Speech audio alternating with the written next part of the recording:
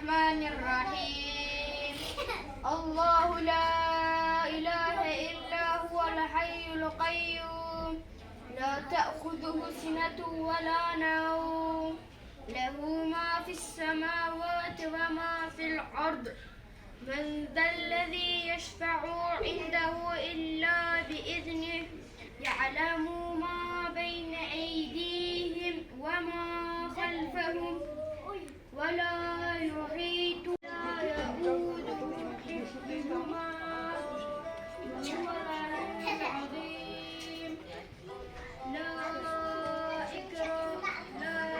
إكراه في الدين قد تبين الحمد لله رب العالمين الرحمن الرحيم مالك يوم الدين إياك نعبد وإياك نستعين اهدنا الصراط المستقيم صراط الذين أنعمت عليهم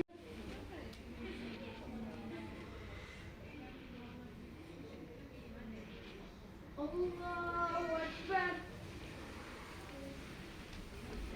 أعوذ بسم الله الرحمن الرحيم الذين أنعمت عليهم غير المغضوب عليهم ولا الضالين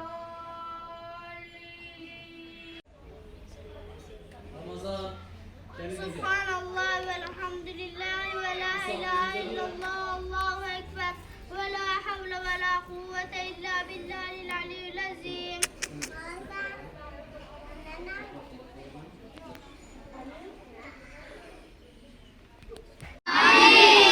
Ya Rabbi sen tüm dünya mücahitlerini muzaffer eyle ya Rabbi. Amin. Ya Rabbi sen onların mermilerini isabetli kıl ya Rabbi. Amin.